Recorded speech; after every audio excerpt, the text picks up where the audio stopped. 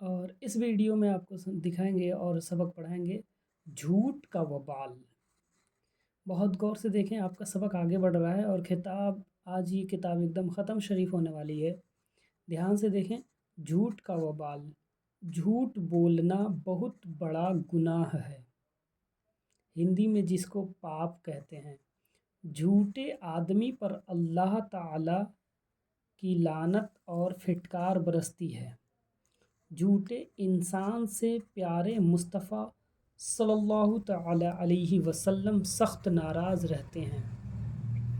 بعض لوگ ہنسی مذاق کی بات میں جھوٹ بولنا برا نہیں سمجھتے، یہ ان کی سخت غلطی ہے، کیونکہ ہنسی مذاق کی بات میں بھی جھوٹ بولنا شرعاً ناجائز ہے، یعنی شریعت میں ناجائز ہے۔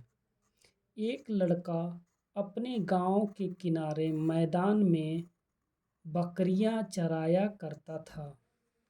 اس کو ایک دن شرارت سوجھی، اس نے چلانا شروع کیا، بھیڑیا بھیڑیا! گاؤں والے مدد کے لیے دوڑ کر آئے۔ وہاں نہ بھیڑیا تھا نہ شیر تھا۔ لڑکا کھلکھلا کر ہنسنے لگا۔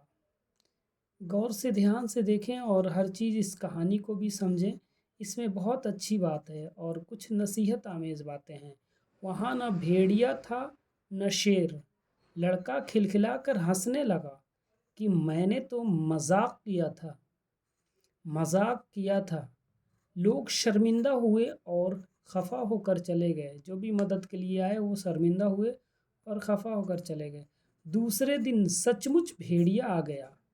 لڑکے نے خوب شور مچایا، گاؤں کے لوگوں کو بار بار پکارتا رہا، مگر کوئی شخص بھی مدد کے لیے نہیں پہنچا۔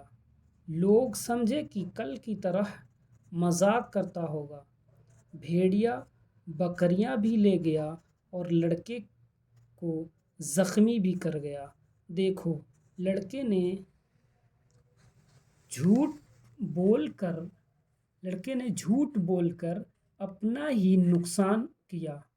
پیارے بچوں، تم لوگ جھوٹ بولنے سے ہمیشہ پرہیز کرو۔ میں آج کا اس سبق میں یہ بتانا چاہوں گا کہ اس سبق سے ہمیں یہ نصیحت ملتی ہے کہ ہم جھوٹ نہ بولیں۔ ہنسی مذاق میں اپنے عزیزوں، دوستوں، اقربا سے کبھی جھوٹ نہ بولیں۔ اگر جھوٹ بولیں گے تو یہی حال ہوگا جیسے اس بچے کا ہوا۔ اس بچے نے جھوٹ بولا اور اپنا ہی نقصان کیا۔ تو ہنسی مذاق اور تمام تفریحی بازی میں جھوٹ وغیرہ سے بچیں اور اس سبق کو خوب غور سے پڑھ کر کے سمجھیں کہ ہمیں کتنا فائدہ ہے سچ بولنے سے۔